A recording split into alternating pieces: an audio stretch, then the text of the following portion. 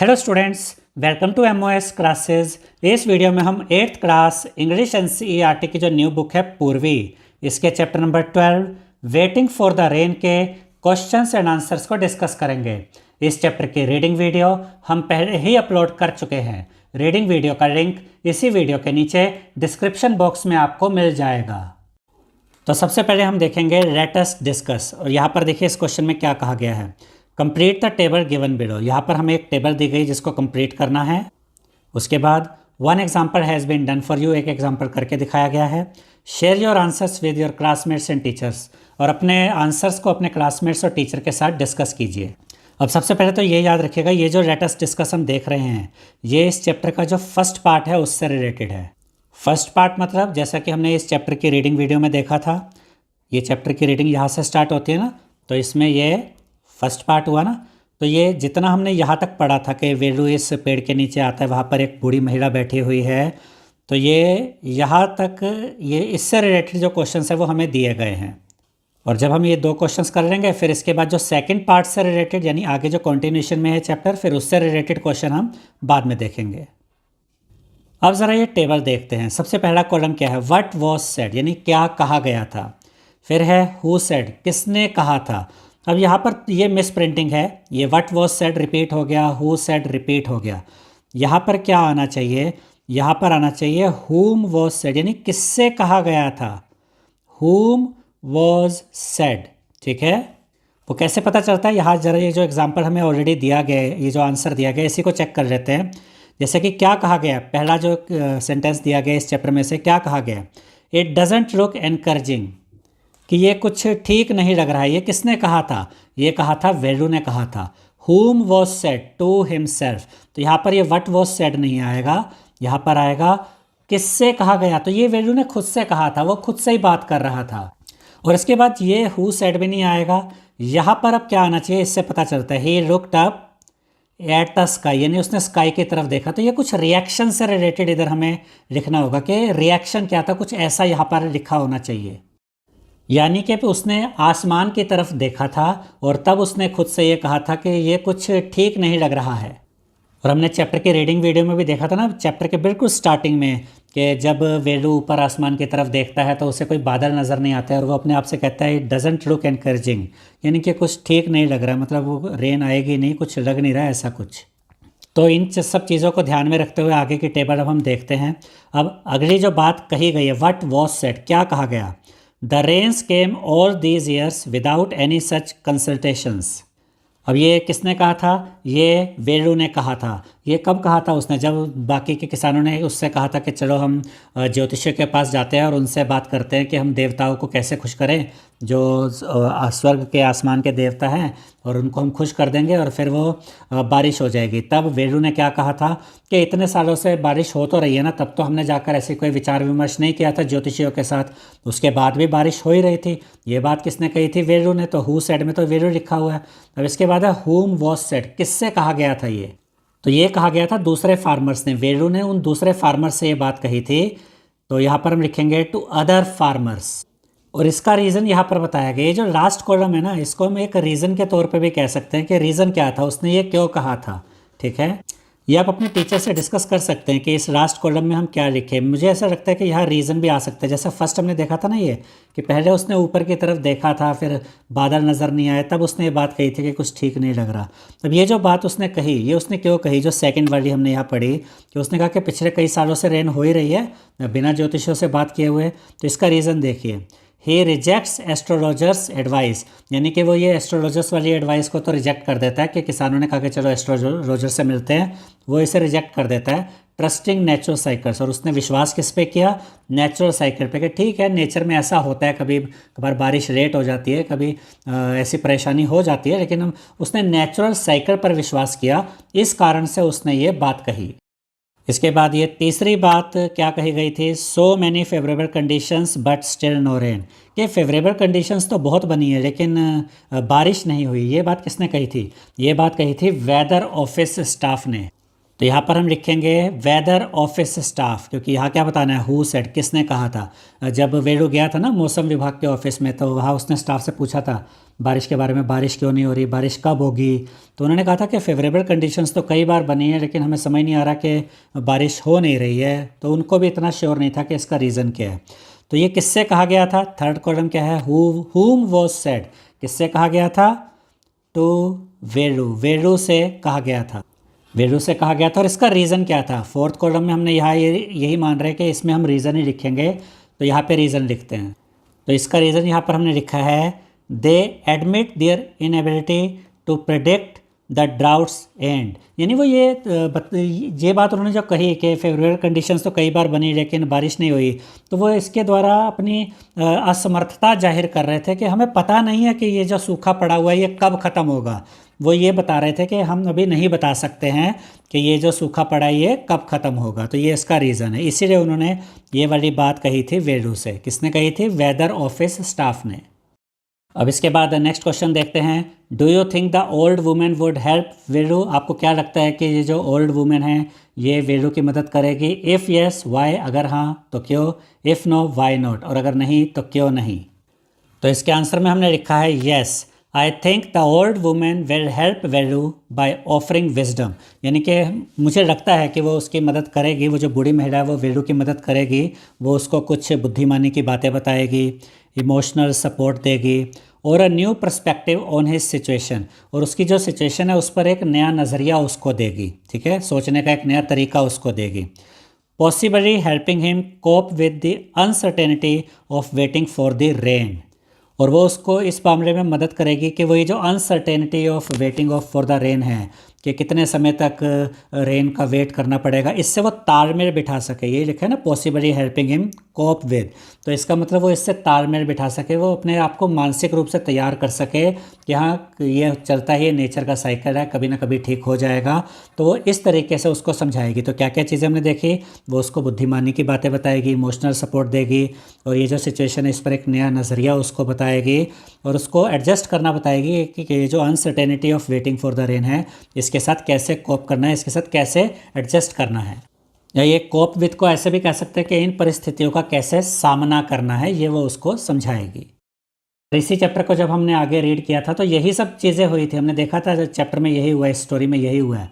उस बूढ़ी महिला ने वो सब काम किए जो यहाँ इस आंसर में हमने लिखे हैं कि बुद्धिमानी की बातें बताई, इमोशनल सपोर्ट दिया वेरू को, नया नज़रिया दिया अपनी सिचुएशन को लेकर, और कैसे इन परिस्थितियों का सामना करना है ये भी समझाया था। अब इसके बाद हम देखते हैं third question, will Veeru's wait continue और विल इट रेन? यानी कि क्या वेरू का इंतज़ार चलता रहेगा या फिर बारिश होगी? तो इसका आंसर हमने लिखा है वेरूज वेट माइट कंटिन्यू, कि वेरू की जो वेट है, जो इंतज़ार है, वो शायद अभी चलेगा। एज द स्टोरी रिफ्लेक्ट्स, जैसा कि स्टोरी इशारा करती है, जैसा कि स्टोरी बताती है, his struggle between hope and helplessness, क्योंकि स्टोरी इस तरह का इशारा कर रही है कि ये जो स्टोरी है किस बारे में है, वेरू के struggle between hope and helplessness. एक तरफ उसकी आशा है कि कभी ना कभी बारिश होगी, एक तरफ वो असमर्थ है, हेल्पलेस फील करता है कि कैसे अपने परिवार का भरण पोषण करेगा। तो इस तरीके से एक इशारा मिल जाता है कि अभी ये जो उसका जो वेट है रेन के लिए ये अभी आगे कंटिन्यू रहेगा। अब आगे देखिए, he couldn't get any answer from the weather office, उसको वेदर ऑफिस से भी कोई आंसर नहीं मिलता।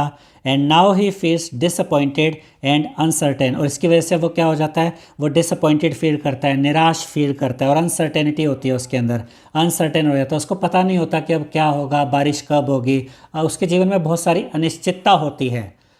तो अभी तक की जो स्टोरी के हिसाब से ये क्वेश्चन हमें दिया गया है उस हिसाब से यही लगता है कि अभी ये उसका जो वेट है वो कुछ समय और चलेगा। अब इसके बाद आगे बढ़ते हैं, यहाँ क्या दिया गया है, लेट अस डिस्कस, जो कि पेज नंबर 191 पर है।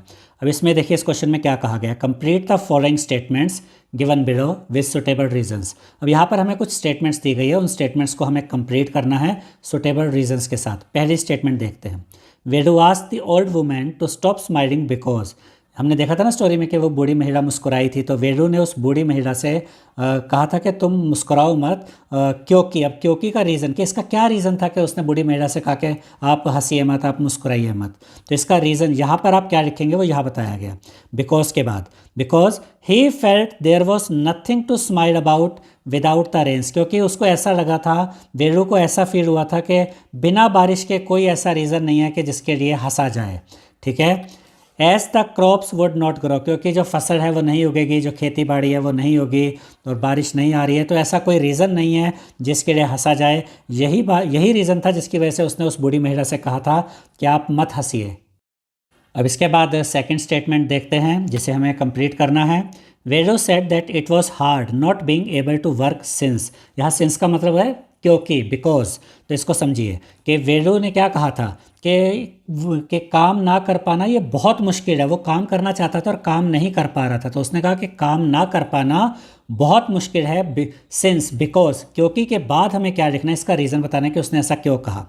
बिकॉज सिंस के बाद आप क्या लिखेंगे, he had worked hard and honestly yet he felt punished, यानी कि उसने बहुत मेहनत की थी पिछले लगभग 6 सालों में, बड़ी ईमानदारी से मेहनत की थी, फिर भी उसको ऐसा लग रहा था जैसे कि उसको सज़ा दी गई हो, उसे सज़ा मिली हो।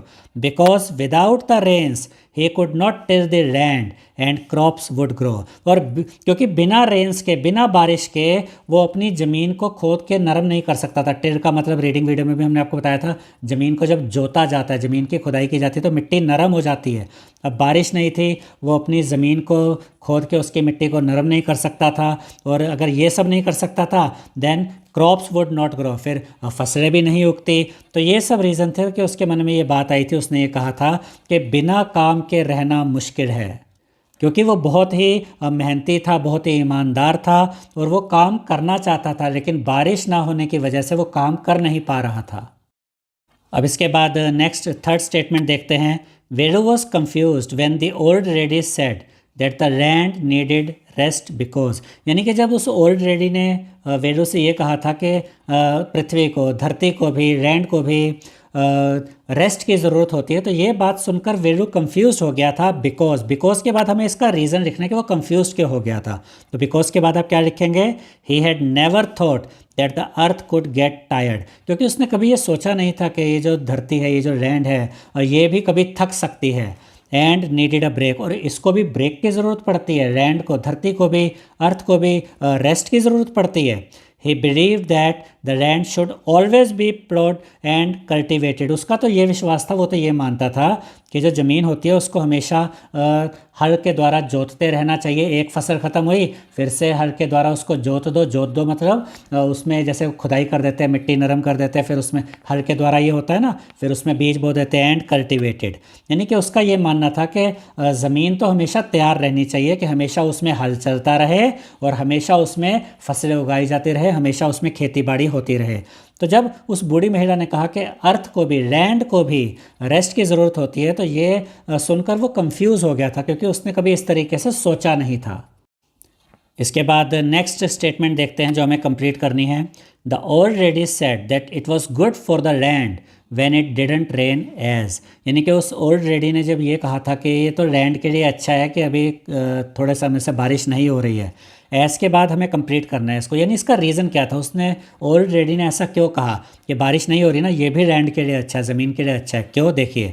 तो यहाँ पर आप क्या लिखेंगे ब्लैंक स्पेस में, the land was left alone, क्योंकि बारिश हो नहीं रही थी तो उसमें अभी खेती बाड़ी भी नहीं हो रही थी, ज़मीन पे खेतों की जो ज़मीन होती है वहाँ खेती बाड़ी भी नहीं हो रही थी, तो उस लैंड को भी ऐसे ही छोड़ दिया गया था, लेफ्ट अलोन, अकेले छोड़ दिया गया था, अनडिस्टर्ब्ड, अभी उसको कोई लैंड पे काम नहीं कर रहा था। And could rest under the sky, और इस समय वो जो लैंड थी वो आराम कर सकती थी स्काई के नीचे, उसको अभी कोई काम नहीं करना पड़ रहा था।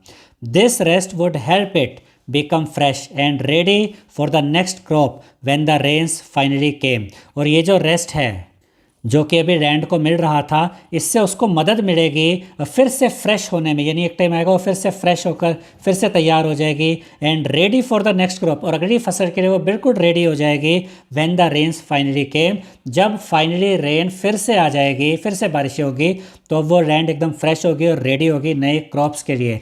जैसा कि हमने रीडिंग वीडियो में भी आपको समझाया था, जैसे हम सारा दिन काम करते हैं, थक जाते हैं, रात को जब हम सोते हैं तो सुबह जब उठते हैं तो फिर से फ्रेश हो जाते हैं, फिर से एक एनर्जी आ जाती है, फिर से काम पर लग जाते हैं। तो यही चीज़ उसने लैंड के बारे में कही थी कि अगर अभी रेन नहीं हो रही है तो ये भी लैंड के लिए अच्छा है, उसको रेस्ट मिल रहा है, वो फ्रेश होकर फिर से तैयार हो जाएगी नई क्रॉप्स के लिए जब फिर से बारिशें होंगी। अब ये नेक्स्ट फिफ्थ स्टेटमेंट देखते हैं जो हमें कंप्लीट करनी है। Veeru ran home laughing and happy because, बिल्कुल चैप्टर के एंड में हमने क्या देखा था कि जो वेरू था वो हंसते हुए और बहुत खुश अपने घर की तरफ गया था, बिकॉज, उसका रीज़न बताना। बिकॉज के बाद यहाँ पर आप क्या लिखेंगे, he felt the cool breeze and tiny drops of rain would soon arrive, यानी कि पहले तो उसको महसूस हुआ कि ठंडी हवाएं आ रही हैं और छोटी छोटी पानी की बूंदें भी, उसके एक शोल्डर पे भी पानी की बूंद गिरी थी ना, जिससे वो समझ गया था कि बस अब रेन आने ही वाली है। तो वो समझ गया था कि हाँ ठंडी हवा चल रही है, बारिश की एक बूंद मेरे शोल्डर पे गिरी है, वो समझ गया कि अब बस रेन होने वाली है। He knew he would be able to till his land, वो जान गया था कि अब वो फिर से अपनी खेत की मिट्टी को खोद के नरम करेगा, उसमें बीज बोएगा, एंड ग्रो हिज क्रॉप्स, और वहाँ पर वो अपनी फसलें उगाएगा। तो ये जानकर वो बहुत ही खुश हो गया और हंसते हुए और खुशी खुशी वो अपने घर की तरफ गया। अब इसके बाद हम देखेंगे लेट अस डिस्कस, जो कि पेज नंबर 191, 192 और 193 पे दिया गया है। और यहाँ पर देखिए इस क्वेश्चन में क्या कहा गया है, read the given extracts and answer the questions that follow. अब यहाँ पर हमें दो एक्सट्रैक्ट्स दिए गए हैं जो इसी चैप्टर से रिलेटेड है, इसी चैप्टर से लिए गए दो एक्सट्रैक्ट्स हैं।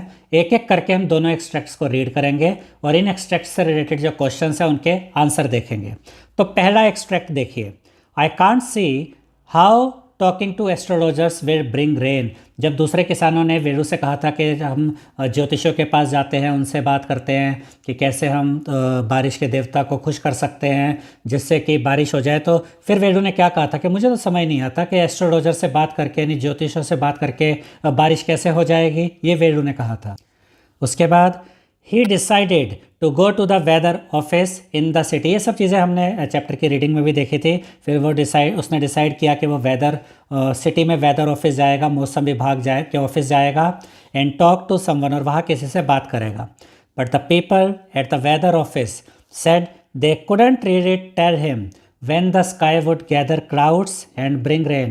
लेकिन जो वेदर ऑफिस में जो लोग थे, वहाँ के जो अधिकारी थे, उन्होंने फिर वेरू से क्या कहा कि वो उसे बता नहीं सकते कि एग्जैक्टली कब बादल आएंगे और कब बारिश होगी। और फिर उन्होंने क्या कहा था वेरू से, we are at a loss ourselves, हमें तो खुद ही अभी कुछ समझ नहीं आ रहा है। दे एक्सक्लेम्ड, उन्होंने कहा था, so many favourable conditions but still no rain, very odd. और उन्होंने वेरू से ये भी कहा था कि इतनी सारी फेवरेबल कंडीशंस बनी है लेकिन बारिश ही नहीं हो रही, और ये बड़ी अजीब बात है। तो ये सब चीज़ें वेदर ऑफिस के लोगों ने वेरू से कही थी। अब इस एक्सट्रैक्ट से रिलेटेड पहला क्वेश्चन देखते हैं, what does the first line of the extract tell us about Veeru's believes. यानी कि जो पहली लाइन हमने यहाँ पर देखी, जो वेरू ने कहा, I can't see how talking to astrologers will bring rain, कि मुझे समझ नहीं आता कि ज्योतिषों से बात करके बारिश कैसे हो जाएगी। इस लाइन को पढ़कर हमें वेरू के बिलीफ के बारे में, उसके विश्वास के बारे में क्या पता चलता है कि उसका क्या विश्वास था, वो क्या सोचता था।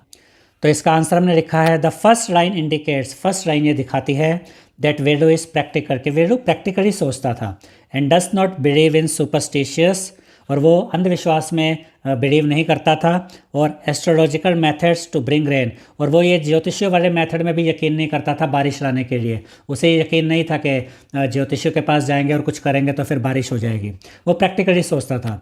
ही सीक्स लॉजिकल, उसने लॉजिकल तरीके से सोचा, and scientific he seeks logical and scientific solution, और उसने लॉजिकल और साइंटिफिक सॉल्यूशंस के बारे में सोचा, और यही सोच के वो मौसम विभाग यानी वेदर ऑफिस में वहाँ के लोगों से मिलने गया था। इसके बाद इसी एक्सट्रैक्ट से रिलेटेड सेकंड क्वेश्चन देखते हैं, complete the following sentence with a suitable reason. हमें यहाँ पर ये सेंटेंस को कंप्लीट करना है, और यहाँ ये जो ब्लैंक स्पेस हमें फिल करना है, इसके साथ हमें दो ऑप्शंस दिए गए हैं, उसमें से सही ऑप्शन हमें यहाँ पर लिखना है। अब देखिए यहाँ क्या कहा गया है इस सेंटेंस में, Veeru is determined to seek information about the rain because, यानी कि वेरू एकदम निश्चय, मतलब दृढ़ निश्चय के साथ ये सोच चुका था कि उसे अब इन्फॉर्मेशन चाहिए रेन के बारे में, क्योंकि यानी वो रेन के बारे में जानकारी क्यों लेना चाहता था, इन्फॉर्मेशन क्यों पाना चाहता था। बिकॉज के बाद यहाँ आप क्या लिखेंगे, दो ऑप्शन है, he was at a loss of words, क्योंकि उसके पास शब्द खत्म हो गए थे, नहीं ये तो ऑप्शन सही नहीं है, सही ऑप्शन ये वाला होगा। बिकॉज के बाद आप क्या लिखेंगे, he wants to find a practical solution to the drought affecting his farm, यानी वो ये जानना चाहता था कि ये जो सूखा पड़ा है इसका क्या प्रैक्टिकल सोल्यूशन है, कि ये जो सूखा पड़ा है जो इसके खेती को, इसकी फार्म को इतना प्रभावित कर रहा है, वो खेती नहीं कर पा रहा है, इतनी परेशानी हो रही है, तो इसका क्या प्रैक्टिकल सोल्यूशन है वो ये जानना चाहता था। इसीलिए वो इंफॉर्मेशन इकट्ठी करने की कोशिश कर रहा था, इंफॉर्मेशन मतलब जानकारी लेने की कोशिश कर रहा था, इसीलिए तो वो मौसम विभाग के ऑफिस गया था। तो यहाँ बिकॉज के बाद आप क्या लिखेंगे, he wants to find a practical solution to the drought affecting his farm, क्योंकि वो प्रैक्टिकल सोल्यूशन जानना चाहता था उस सूखे के लिए जो कि उसके फार्म को, उसकी खेती को अफेक्ट कर रहा था। इसके बाद इसी एक्सट्रैक्ट से रिलेटेड थर्ड क्वेश्चन देखते हैं। Complete the table with reference to Veeru's weather office visit. यानी कि यहाँ पर हमें इस टेबल को कंप्लीट करना है। ये टेबल किसके बारे में है? जो वेरू वेदर ऑफिस गया था ना, उससे रिलेटेड यहाँ पर कुछ हमें चीज़ें लिखनी है। क्या? पहला कॉलम देखिए, expectations, what I think will happen, यानी कि उसकी क्या एक्सपेक्टेशन थी कि जब मैं वहाँ जाऊँगा तो क्या होगा। आउटकम, व्हाट एक्चुअली हैपन, लेकिन जब वो वहाँ पर गया तो एग्जैक्टली क्या हुआ वो हमें लिखना है। तो यहाँ पर हमने इसका आंसर लिखा हुआ है। पहले हमें क्या लिखना है यहाँ पर? Expectation, what I think will happen, यानी कि क्या उम्मीदें थी जब मैं वहाँ जाऊँगा तो क्या होगा। और दूसरे कॉलम में आउटकम व्हाट एक्चुअली हैपन, कि एग्जैक्टली क्या हुआ वो लिखना है। अब एक्सपेक्टेशन कि वहाँ जाऊँगा तो क्या होगा वो क्या है, देखिए। Velu expected the weather office to provide specific information about when it would rain, यानी कि वेलू ये उम्मीद कर रहा था, उसने ये एक्सपेक्ट किया था कि जो वेदर ऑफिस है वो उसको स्पेसिफिक इंफॉर्मेशन प्रोवाइड करेगा कि बारिश कब होगी, ये वहाँ से उसे पता चल जाएगा। वो इस उम्मीद के साथ वहाँ गया था। लेकिन हुआ क्या? वो यहाँ पर देखिए, the people at the weather office could not tell him when it would rain, लेकिन वेदर ऑफिस के लोग उसको नहीं बता पाए कि बारिश कब होगी। अब इसी एक्सट्रैक्ट से रिलेटेड फोर्थ क्वेश्चन देखते हैं। Complete the following sentence with a suitable option. यहाँ पर हमें इस सेंटेंस को कंप्लीट करना है। 4 ऑप्शन है, उसमें से सही ऑप्शन हमें यहाँ पर लिखना है। तो पहले सेंटेंस पढ़ते हैं। The absence of rain despite favourable conditions shows. अब जैसा कि वेदर ऑफिस के लोगों ने बताया था ना वेरू को कि फेवरेबल कंडीशन तो बहुत बनी है लेकिन बारिश नहीं हुई, तो वही चीज़ यहाँ पर लिखी है कि फेवरेबल कंडीशन के बावजूद, डिस्पाइट का मतलब होता है बावजूद, फेवरेबल कंडीशंस के बावजूद बारिश नहीं हुई। ये किस चीज़ को दिखाता है? पहला option, lack of astrological knowledge, के ज्योतिषियों के जो एस्ट्रोलॉजिकल नॉलेज है उसमें कमी है, नहीं। B, ineffectiveness of farmers like Veeru, के जो किसान हैं उनकी कोई इसमें कमी रह गई है, नहीं। C, delay in understanding the weather, weather को अंडरस्टैंड करने में देर की गई, नहीं। डी ऑप्शन सही होगा, अनप्रडिक्टेबिलिटी ऑफ नेचर, कि नेचर की जो अनप्रडिक्टेबिलिटी है वो ही यहाँ पर सिद्ध होती है कि फेवरेबल कंडीशन तो बन रही है लेकिन बारिश नहीं हो रही। तो नेचर को कभी भी कोई पूरी 100% चेक नहीं कर सकता, 100% नेचर के बारे में भविष्यवाणी नहीं कर सकता, प्रेडिक्ट नहीं कर सकता। तो फेवरेबल कंडीशन के बावजूद बारिश नहीं हुई है, किस चीज़ को दिखाता है? D option, unpredictability of nature, ये नेचर की अनप्रडिक्टेबिलिटी को दिखाता है। तो यहाँ पर आप ये लिखेंगे अनप्रडिक्टेबिलिटी ऑफ नेचर। अब इसके बाद हम ये सेकंड एक्सट्रैक्ट देखते हैं, इसमें क्या कहा गया है। ये एक्सट्रैक्ट भी आपका इसी चैप्टर से लिया गया है। तो यहाँ पर वो बूढ़ी महिला क्या कहती है वेरू से, वो देखिए। The soil, the land, the earth, shouldn't someone let the land rest a bit, the old women said softly smiling, यानी उस बूढ़ी महिला ने नम्रता के साथ और मुस्कुराते हुए ये बात कही थी कि मिट्टी, ज़मीन, ये पृथ्वी, क्या कोई इनको रेस्ट लेने देगा कि ये भी थोड़ी देर रेस्ट कर ले। और तब वेरू ने क्या कहा था? Rest, let the land rest, के मतलब लैंड को रेस्ट देना चाहिए। आई डोंट अंडरस्टैंड, मुझे तो ये बात समझ नहीं आई। Veeru looked at her a little puzzled, Veeru थोड़ा सा वेरू ने पजल होकर, थोड़ा कंफ्यूज होकर उस बूढ़ी महिला की तरफ देखा, ये सोचते हुए कि लैंड को रेस्ट की क्या ज़रूरत है। तब उस ओल्ड लेडी ने क्या कहा? येस माई सन, हाँ मेरे बेटे, दैट इज़ द डिफ़िकल्टी, यही तो मुश्किल है। You don't realise that the earth is old, तुम ये समझते नहीं हो कि जो अर्थ है वो भी बूढ़ी है और अर्थ को भी रेस्ट की ज़रूरत पड़ती है। अब इस एक्सट्रैक्ट से रिलेटेड पहला क्वेश्चन देखते हैं। The old women's advice was accompanied with a soft tone and a smile, यानी कि उस ओल्ड वुमेन ने वेरू को जो ये एडवाइस दी थी कि धरती को भी रेस्ट की ज़रूरत पड़ती है, ये एडवाइस उन्होंने दी थी सॉफ्ट टोन में, यानी बड़े प्यार से, नम्रता के साथ और एक मुस्कुराहट के साथ। What does that tell us about her? तो ये हमें उस ओल्ड वुमेन के बारे में ये क्या बताता है जो उन्होंने ये एडवाइस दी नम्रता के साथ और स्माइल के साथ। इससे हमें उस बूढ़ी औरत के बारे में, उस ओल्ड वुमेन के बारे में क्या पता चलता है। तो इसके आंसर में हम लिखेंगे this suggest that she is wise, कि वो बुद्धिमान है, जेंटल है, एंड पेशेंट है, उनमें सब्र है। ठीक है, पेशेंस मतलब धैर्य है। Delivering her message with kindness and understanding, और वो अपना मैसेज कैसे दे रही है? काइंडनेस के साथ, दयालुता के साथ और अंडरस्टैंडिंग, पूरे समझ के साथ, बड़े आराम से समझा रही है ताकि वेरू को समझ में आ जाए। अब इसी एक्सट्रैक्ट से रिलेटेड सेकंड क्वेश्चन देखते हैं। Fill in the blank with the correct option from those given below. यहाँ पर हमें ये ब्लैंक स्पेस को फिल करना है। 4 ऑप्शन दिए गए, उसमें से सही ऑप्शन यहाँ पर लिखना है। The old women's advice dash Velu at that moment, यानी उस ओल्ड वुमेन के एडवाइस ने वैल्यू को उस समय पर क्या कर दिया था। पहला ऑप्शन फेल टू इम्प्रेस, नहीं ये तो सही नहीं है। कंफ्यूज, बिल्कुल यही ऑप्शन सही है। तो यहाँ पर आप लिखेंगे कंफ्यूज्ड, तो यहाँ पर हम लिख भी देते हैं कंफ्यूज, ठीक है। यहाँ पर वैसे आंसर में हमने लिखा भी हुआ है। बाकी भी पढ़ लेते हैं। स्केर्ड यानी डरा दिया नहीं, मेड सेंस टू, ये भी सही नहीं है। तो सही ऑप्शन है कंफ्यूज। अब इसको एक बार एक साथ पढ़ते हैं। The old women's advice confused Velu at that moment, यानी उस ओल्ड वुमेन के एडवाइस ने उस मोमेंट पे, उस समय पर वैल्यू को कंफ्यूज कर दिया था। वो कंफ्यूज हो गया था, वो समझ नहीं पाया इस बात का मतलब। अब इसी एक्सट्रैक्ट से रिलेटेड थर्ड क्वेश्चन देखते हैं। State one thing about the old women when she refer to Velu as my son while offering advice, यानी वो जो ओल्ड वुमेन है, जब वो वेलू को एडवाइस दे रही थी तो उसने क्या कहा था वेलू को, माय सन। तो ये हमें क्या बताता है कि उन्होंने ऐसा क्यों कहा वेलू को माय सन। यही से हम ऐसे भी कह सकते हैं कि जब उस ओल्ड वुमेन ने वेलू को माय सन कहा तो इससे हमें उस ओल्ड वुमेन के बारे में क्या पता चलता है। तो इसका आंसर हमने लिखा referring Velu as my son indicates her affectionate maternal and caring nature, यानी कि उस ओल्ड वुमेन ने जो वेलू को माई सन कहा, इससे पता चलता है उनके प्यार के बारे में। उनके में मतलब एक जो माँ का जो प्यार होता है वो पता चलता है, मैटरनल एंड केयरिंग नेचर, और उनका केयरिंग नेचर पता चलता है। Treating him with warmth and wisdom, और वो बड़े मतलब जब उन्होंने उसे अपना बेटा कहा तो उसमें एक गर्मजोशी होती है ना एक माँ बेटे के रिश्ते में, ऐसा कि उसे अपना समझकर कहा। और treating him with warmth and wisdom मतलब बुद्धिमानी से समझा रही थी, अपना समझ के समझा रही थी। अब इसी एक्सट्रैक्ट से रिलेटेड फोर्थ क्वेश्चन देखते हैं। यहाँ पे complete the following sentence with a suitable explanation. यहाँ पर हमें इस सेंटेंस को कंप्लीट करना है सुटेबल एक्सप्लेनेशन के साथ। The difficulty that the old women mentions is due to the fact that, यानी कि वो जो डिफ़िकल्टी उस ओल्ड वुमेन ने बताई थी, वेलू से क्या कहा था उन्होंने कि अर्थ को, लैंड को, इस धरती को भी रेस्ट की ज़रूरत होती है, ठीक है। और फिर उन्होंने कहा था कि यही तो मुश्किल है, यही तो डिफ़िकल्टी है। तो क्या डिफ़िकल्टी थी जो वो समझाना चाह रही थी। तो दैट के बाद आप लिखेंगे that people do not realise that the earth being old also require rest from continuous cultivation just like humans do.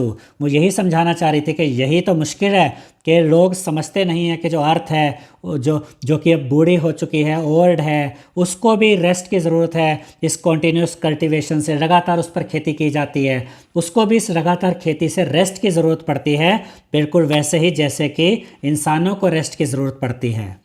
तो वो यही कहना चाह रही थी कि यही तो डिफ़िकल्टी है कि तुम लोग ये बात समझते नहीं हो। अब इसके बाद हमसे कहा गया है आंसर द फॉलोइंग क्वेश्चंस। अब यहाँ पर देखिए हमें फर्स्ट क्वेश्चन में क्या कहा गया है, how does the old women convey nature's wisdom to Velu, यानी कि जो ओल्ड वुमेन है ये नेचर की जो विजडम है, नेचर की जो बुद्धिमानी है, वो वेलू को कैसे समझाती है, वेलू को कैसे बताती है। तो इसका आंसर देखिए the old women conveys nature's wisdom, यानी कि वो जो ओल्ड वुमेन है ये नेचर की विजडम को किसको समझाती है, वेलू को समझाती है, वेलू को बताती है। बाय एक्सप्लेनिंग दैट, ये समझाते हुए that the earth like humans needs rest from continuous cultivation, यानी कि वो जो ओल्ड वुमेन है वो नेचर की विजडम वेलू को इस तरीके से समझाती है कि अर्थ को भी इंसानों की तरह ही लगातार कल्टीवेशन से रेस्ट की ज़रूरत पड़ती है। अर्थ भी लगातार काम करती है तो थक जाती है, उसे भी रेस्ट की ज़रूरत पड़ती है। She portrays nature as a mother who ensures her children including the land receive the necessary rest, यानी कि ये जो ओल्ड वुमेन है ये नेचर को किस तरीके से पोर्ट्रेट करती है, किस तरीके से दिखाती है, एज अ मदर, एक माँ के रूप में। यानी कि इस बूढ़ी औरत ने वेलू को इस तरीके से समझाया कि जो नेचर है वो एक मदर की तरह है। Who ensures her children including the land, जो इस बात को सुनिश्चित करती है कि उसके जो बच्चे हैं जिसमें कि लैंड भी शामिल है, ज़मीन भी शामिल है, रिसीव द नेसेसरी रेस्ट, उसको भी नेसेसरी रेस्ट मिले। इसीलिए वो कहती है कि अर्थ को, ज़मीन को भी रेस्ट की ज़रूरत पड़ती है क्योंकि वो भी लगातार काम करके थक जाती है और नेचर उसको भी रेस्ट देती है, लैंड को भी, ज़मीन को भी। अब इसके बाद सेकंड क्वेश्चन में देखते हैं क्या कहा गया है। The writer says the fields ले अनटेंडेड राइटर ने कहता है ना इस चैप्टर में कि जो फील्ड्स है उनको अभी डिस्टर्ब नहीं किया जा रहा, बस अकेला छोड़ दिया गया है। Why couldn't the farmers tend to their fields in the absence of rain, यानी कि जो किसान हैं ये रेन की एब्सेंस में, बारिश जब नहीं होती उस समय पर जो किसान है वो अपने खेतों में कोई काम क्यों नहीं कर सकते, ये हमें बताना है। तो इसका आंसर देखिए, इन द एब्सेंस ऑफ रेन, जब रेन नहीं होती, द फील्ड्स रे अनटेंडेड, तब फील्ड को, खेतों को छोड़ दिया जाता है, उनमें कोई काम नहीं किया जाता। Because the earth had become harden, क्योंकि जो धरती होती है, जो ज़मीन होती है वहाँ की, वो सख्त हो जाती है। क्रस्टेड, यानी उस पर कह सकते हैं कि पपड़ी जम जाती है। एंड क्रैक्ट, उसमें दरारें आ जाती है। Making it impossible for farmers to till the land and grow crops, और ये किसानों के लिए इम्पॉसिबल हो जाता है कि वो वहाँ मिट्टी को, खेतों की ज़मीन को, खेतों की मिट्टी को खोदें और उसमें क्रॉप्स उगाएं। ये उनके लिए इम्पॉसिबल हो जाता है अगर रेन नहीं होती है तो। अब इसके बाद नेक्स्ट क्वेश्चन में देखिए क्या कहा गया है। Support the old women's perspective that the land needs rest just like people do, यानी ये जो ओल्ड वुमेन का जो ये नज़रिया है, जो इसका ये दृष्टिकोण है कि इंसानों की तरह लैंड को, ज़मीन को भी रेस्ट की ज़रूरत पड़ती है, हमें इस स्टेटमेंट को, इस नज़रिए को, इस पर्सपेक्टिव को सपोर्ट करना है, इसके समर्थन में कुछ लिखना है। तो इसका आंसर देखिए, the old women's view is supported by the idea that constant cultivation can deplete the soil, यानी कि ओल्ड वुमेन का जो ये व्यू है, उसका जो ये नज़रिया है कि लैंड को भी इंसानों की तरह ही रेस्ट की ज़रूरत पड़ती है, ये हम सपोर्ट कर सकते हैं इस आइडिया को, इस चीज़ के द्वारा ये कहकर कि अगर आप कॉन्स्टेंट कल्टिवेशन करते हैं, लगातार खेती करते रहते हैं किसी ज़मीन पे, तो उसकी जो मिट्टी है उसकी क्वालिटी में कमी आ सकती है। डिप्लीट होता है कमी आना। Just as people need rest to recover, जैसे लोगों को रिकवर होने के लिए, फ्रेश होने के लिए, अपनी एनर्जी हासिल करने के लिए रेस्ट की ज़रूरत पड़ती है, the earth having been worked for thousands of years needs a break, यहाँ पर टू आएगा, ये टू आएगा इधर, ये गलती से आर ओ लिखा हुआ है, टी ओ टू होगा। Needs a break to rejuvenate, अब रिज्यूविनेट क्या होता है, फिर से फ्रेश होकर तैयार हो जाना, एकदम रेडी हो जाना। अब इसको हम एक बार अच्छे से दोबारा समझ लेते हैं इस पार्ट को। Just as people need rest to recover, जैसे लोगों को रिकवर होने के लिए रेस्ट की ज़रूरत पड़ती है, the earth having been work for thousand of years, वैसे ही इस अर्थ को भी, जो कि हज़ारों सालों से काम कर रही है, needs a break to rejuvenate, उसको भी फ्रेश होने के लिए, फिर से रेडी होने के लिए ब्रेक की ज़रूरत पड़ती है, रेस्ट की ज़रूरत पड़ती है। This allows it to become fertile and ready for future crops, और जब अर्थ को रेस्ट मिल जाता है तो फिर वो फर्टाइल हो जाती है, उसके जो खोए हुए न्यूट्रिएंट्स हैं वो वापस उसमें आ जाते हैं, ठीक है, और फिर वो भविष्य की खेती के लिए, भविष्य की फसलों के लिए तैयार हो जाती है। अब इसके बाद नेक्स्ट क्वेश्चन देखते हैं, fourth question. What can be inferred about Velu's character based on his reaction to the drought, यानी कि ये जो सूखा पड़ा था और इस सूखे की वजह से वेलू का जो रिएक्शन था, उस रिएक्शन से हमें वेलू के बारे में क्या पता चलता है, वो कैसा व्यक्ति है, ठीक है, ये हमें बताना है। Velu is portrayed as hard working, हमें ये वेलू को इस तरीके से दिखाया गया स्टोरी में कि वो हार्ड वर्किंग है, ऑनेस्ट, ईमानदार है, एंड इनिशियली फ्रस्ट्रेटेड, और शुरुआत में वो बहुत फ्रस्ट्रेटेड रखता है, निराश रखता है, and dejected by the uncontrollable drought, यानी फ्रस्ट्रेटेड भी लगता है, डिजेक्टेड भी लगता है, उसको लगता है कि मेरे साथ क्या हो गया, मैं तो इतनी मेहनत करता हूँ फिर भी मुझे ऐसा लगता है जैसे मेरे को पनिशमेंट मिली है। और ये सब जो उसका रिएक्शन था क्यों था, कि मतलब वो फ्रस्ट्रेटेड क्यों था, डिजेक्टेड क्यों था, बाय द अनकंट्रोलेबल ड्राउट, क्योंकि एक सूखा पड़ा था जिस पर उसका कोई जोर नहीं था। ही एक्टिवली स्पीक्स प्रैक्टिकल सॉल्यूशंस, और वो प्रैक्टिकल सॉल्यूशंस की बात करता है, प्रैक्टिकल सॉल्यूशंस ढूंढता है। Such as visiting the weather office, जैसे कि वो वेदर ऑफिस जाता है पता करने के लिए कि बारिश कब होगी। And ultimately demonstrates an openness to new ideas and wisdom, और जब वो बूढ़ी महिला उसको कुछ बातें बताती है तो वो ध्यान से सुनता है, इन न्यू आइडियाज़ को, नई बुद्धिमानी की बातों को वो सुनता है, उसने अपना माइंड ओपन करके रखा होता है। As shown by his acceptance of the old women's advice, और हमें ऐसा पता चलता है कि वो उस ओल्ड वुमेन की इस एडवाइस को एक्सेप्ट करता है, वो मानता है कि हाँ ये सही है, कि जो अर्थ है उसको भी रेस्ट की ज़रूरत पड़ती है, इस बात को वो समझता है, एक्सेप्ट करता है इसको। तो हमें कई चीज़ें यहाँ पर पता चलती है वेलू के बारे में, हार्ड वर्किंग है, ऑनेस्ट है, हाँ शुरू में निराश होता है और उसको बुरा भी लग रहा होता है, लेकिन उसके बावजूद वो प्रैक्टिकल थिंकिंग रखता है, और अगर कोई नई बात कोई समझाई जाती है तो उसको भी वो समझता है। इसके बाद देखते हैं क्वेश्चन नंबर 5 में क्या कहा गया है। What does the story suggest about the life of farmers and their relationship with nature. यानी कि यह दो चीज़ें बतानी है कि जो स्टोरी है क्या सजेस्ट करती है, क्या बताती है किसानों के जीवन के बारे में और किसानों का नेचर के साथ क्या रिलेशन होता है इसके बारे में। ये दो चीज़ें हमें यहाँ पर बतानी है। तो इसके आंसर में हमने लिखा है द स्टोरी इलस्ट्रेट्स, यानी कि स्टोरी दिखाती है that farmers life's are profoundly dependent on nature. ये स्टोरी हमें दिखाती है कि किसानों का ये जीवन होता है बहुत गहराई से, बहुत गहरे तक वो निर्भर होता है नेचर के ऊपर, स्पेशली रेनफॉल, खास तौर पे रेनफॉल के ऊपर वो बहुत ज़्यादा निर्भर करते हैं। ठीक है, despite their diligent and honest work, यानी कि जो किसान होते हैं ये इतनी मेहनत करते हैं, इतनी ईमानदारी से काम करते हैं, इसके बावजूद their livelihood is subject to natural condition. इसके बावजूद उनका जो जीवन होता है, उनका जो घर चलता है, उनका जो पूरा मतलब परिवार होता है, वो किस मतलब उनके खर्चे कैसे निकलते हैं, ये सब चीज़ें किस पर निर्भर करती है? नेचुरल कंडीशंस पे। किसान तो मेहनत के लिए तैयार रहते हैं, लेकिन नेचुरल कंडीशंस क्या होंगे इस पर वो बहुत ज़्यादा निर्भर करते हैं। इसके अलावा ये स्टोरी और क्या बताती है? It also highlights the deep almost personal connection farmers have with their land and their dependence on nature cycles often sustained by hope. इसको हम पार्ट्स में दोबारा पढ़ते हैं ताकि इसको अच्छे से आपको समझा सके। It also highlights the deep almost personal connections, यानी कि जो स्टोरी है ये हाईलाइट करती है फार्मर्स के बहुत ही गहरे और लगभग पर्सनल कनेक्शन को। किसके साथ? Farmers have with their land, यानी कि फार्मर्स का अपनी लैंड के साथ, अपने खेतों के साथ, अपनी ज़मीन के साथ जो इतना गहरा, इतना पर्सनल कनेक्शन होता है वो इस स्टोरी से हमें पता चलता है। एंड देयर डिपेंडेंस, और ये जो स्टोरी है ये हमें किसानों की निर्भरता दिखाती है, उनकी डिपेंडेंस दिखाती है ऑन नेचर साइकिल के, नेचर के साइकिल पर वो कितना निर्भर होते हैं। बारिश आएगी तो खेती होगी, बीज बोएंगे, सब नेचर पे निर्भर करता है। ऑफन सस्टेन्ड बाय होप, और कई बार तो सिर्फ आशा पे रहते हैं कि वो पूरी तरह से नेचर पे ही निर्भर होते हैं। वो ये मानकर चलते हैं कि हाँ सही समय पर बारिश आ जाएगी, सही समय पर खेती हो जाएगी तो अच्छी अर्निंग हो जाएगी और परिवार का भरण पोषण भी हो जाएगा। तो नेचर से बहुत गहराई से जुड़े होते हैं फार्मर्स, और उनका जीवन कैसा होता है ये सब हमें इस स्टोरी से पता चलता है। अब इसके बाद क्वेश्चन नंबर 6 में देखिए क्या कहा गया है। How might the rest and care of land contribute to a balanced and sustainable ecosystem.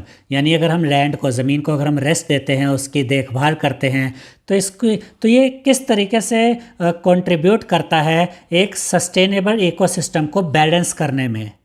यानी कि इससे हमारा इकोसिस्टम कैसे स्थिर बना रहता है, सस्टेन बना रहता है। तो इसका आंसर देखिए, allowing land to rest and be cared for contribute to a balanced and sustainable ecosystem by enabling soil to recover its nutrients and improve its structure। यानी कि अगर हम लैंड को रेस्ट देते हैं, उसकी केयर करते हैं, तो इससे जो एक इकोसिस्टम होता है उसको सस्टेनेबल बनाए रखने में, बैलेंस बनाए रखने में मदद मिलती है। कैसे मदद मिलती है? By enabling soil to recover its nutrient. लगातार खेती करने से क्या होता है, मिट्टी में जो न्यूट्रिएंट्स होते हैं उनकी कमी हो जाती है। जब मिट्टी को रेस्ट मिल जाता है तो वापस वो न्यूट्रिएंट उसमें वापस आ जाते हैं एंड इम्प्रूव इट्स स्ट्रक्चर। इससे मिट्टी की क्वालिटी भी सुधर जाती है, इम्प्रूव हो जाती है। प्रिवेंटिंग डिप्रेशन, और इससे जो उसकी कमियां थी उसको हम रोक देते हैं। यानी लगातार खेती करते रहने से जो कमी आ गई थी मिट्टी में, उसकी क्वालिटी में कमी आ गई थी, उसके न्यूट्रिएंट्स में कमी आ गई थी, जब ज़मीन को रेस्ट मिल जाता है, आराम मिल जाता है, तो वो जो कमी आई थी, जो न्यूट्रिएंट्स की कमी आई थी, जो भी क्वालिटी की कमी आई थी, वो ठीक हो जाती है, पूरी हो जाती है। अब आगे देखिए, प्रैक्टिसेस लाइक क्रॉप रोटेशन, जैसे कि खेती का एक तरीका होता है क्रॉप रोटेशन, बदल बदल के खेती करना, help maintain long term soil health and productivity. तो अगर आप क्रॉप रोटेशन करके खेती करते हैं तो इससे लंबे समय के लिए सॉइल की हेल्थ और प्रोडक्टिविटी अच्छी बनी रहती है, सॉइल की फर्टिलिटी अच्छी बनी रहती है, उसकी उपजाऊ क्षमता अच्छी बनी रहती है। तो इस तरह से ये सारे जो क्वेश्चंस थे, 6 क्वेश्चंस, ये हमने इसके आंसर आपको समझा दिए हैं। अब हम देखेंगे लेट अस लर्न। यहाँ पर देखिए क्या कहा गया है इस क्वेश्चन में। Solve a crossword using picture and word clues. यहाँ पर हमें ये क्रॉस वर्ड्स को सॉल्व करना है इन पिक्चर्स का यूज़ करके और वर्ड क्लूज का यूज़ करके। जो भी क्लू यहाँ दिए गए उनका यूज़ करके हम ये पूरा फिल करेंगे ये क्रॉस वर्ड को। All clues are related to the words from the text that are connected to weather और एग्रीकल्चर। अब यहाँ पर जो भी क्लूज हमें दिए गए हैं वो उन वर्ड्स से रिलेटेड है जो कि इस टेक्स्ट में थे, इस चैप्टर में थे, ठीक है। और ये जो वर्ड्स हैं ये वर्ड्स कनेक्टेड है वेदर से और एग्रीकल्चर से। अब यहाँ पर ये जो डाउन वाले वर्ड्स है ये तो होंगे जो ऊपर से नीचे लिखे जाएंगे, और ये जो अक्रॉस वाले वर्ड्स होंगे ये लेफ़्ट टू राइट हम लिखेंगे। तो सबसे पहले डाउन में देखिए 1 नंबर पे क्या लिखा हुआ है, जेंटल विंड। तो जेंटल विंड के लिए यहाँ आप 1 पर आएंगे, और यहाँ ये 1 है ना, यहाँ पर आप ऊपर से नीचे ये क्लू का पहले तो हम यूज़ करते हैं और देखते हैं कि ऐसा कौन सा वर्ड था जो जेंटल विंड के लिए यूज़ हुआ है इस चैप्टर में। तो वो वर्ड है ब्रीज। तो यहाँ पर 1 पे हमने क्या लिखा, ब्रीज, BREEZE। अब जो सेकंड नंबर है ये वाला, अब इसके लिए ना यहाँ पर देखिए हमें पिक्चर के हिसाब से बताया गया, पिक्चर के थ्रू। ये एरो देख रहे हैं, और ये एरो किस चीज़ को दिखा रही है, ये एरो दिखा रही है ये लाइटनिंग को, यानी कि जो बिजली चमकती है। तो यहाँ पर सेकंड नंबर पे हम ऊपर से नीचे क्या लिखेंगे, लाइटनिंग। तो यहाँ पर हमने सेकंड नंबर पे क्या लिखा, ये लाइटनिंग, LIGHTNING। इसके बाद थर्ड नंबर पे देखिए क्या दिया गया है, ये भी ऊपर से नीचे है, डाउन वाले में है ना, रम्बलिंग साउंड विद रेन, बारिश के साथ जो ये गड़गड़ाहट की जो आवाज़ें होती हैं, इनके लिए कौन सा वर्ड यहाँ थर्ड नंबर पे यहाँ पर हम यूज़ करेंगे, वो होगा थंडर।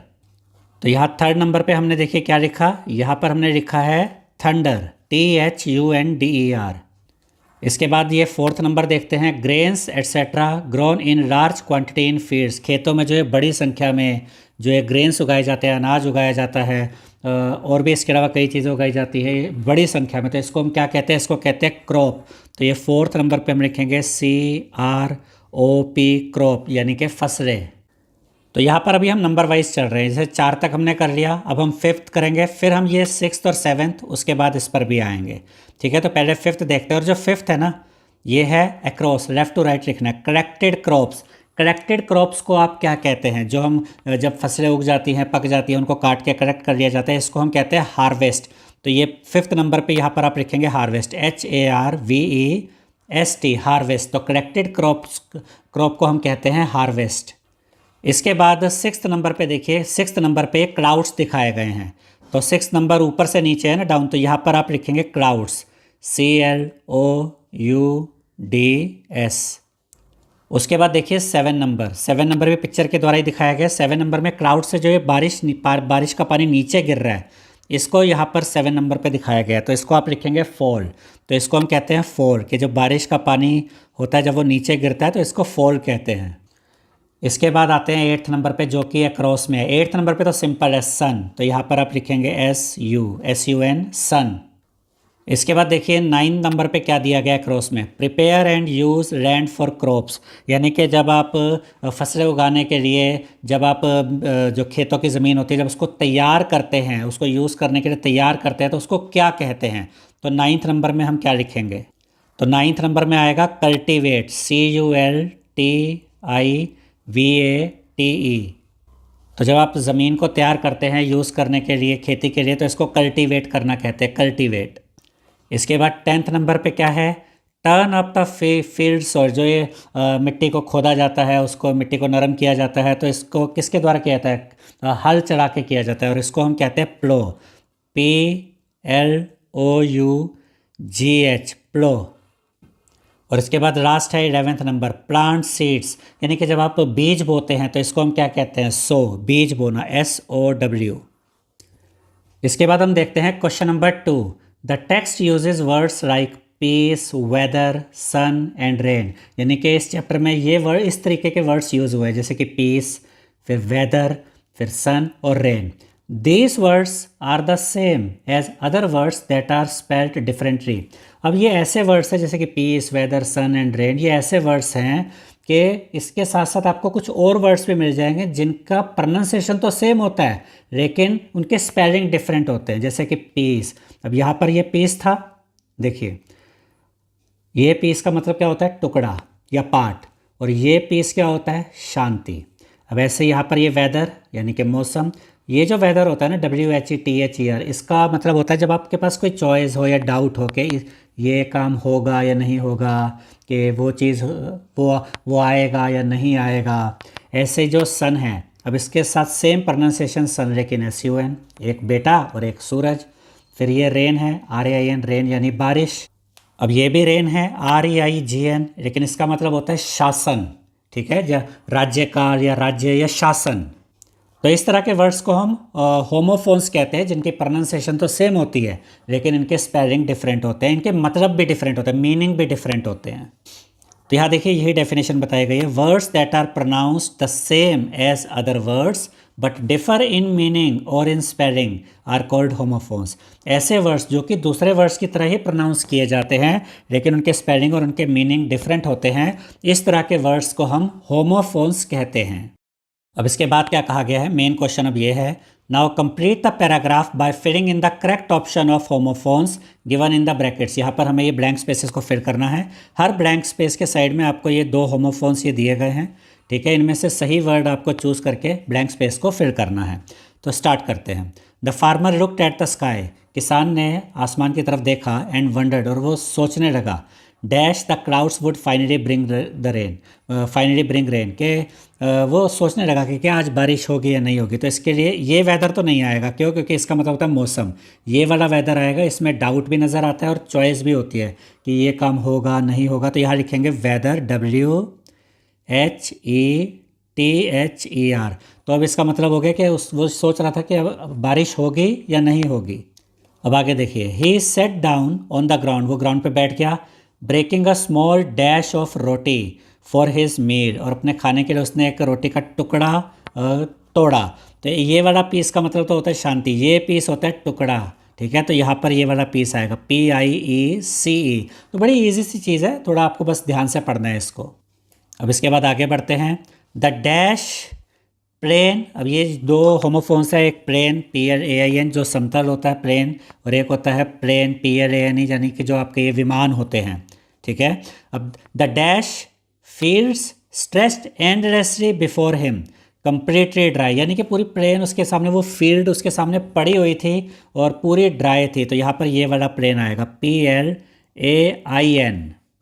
अब आगे देखिए, ही thought about how he could dash his last sack of grain to buy some essentials for his family, यानी कि उसने ये सोचा कि उसके पास जो भी थोड़ा बहुत अनाज पड़ा है, कैसे वो उसको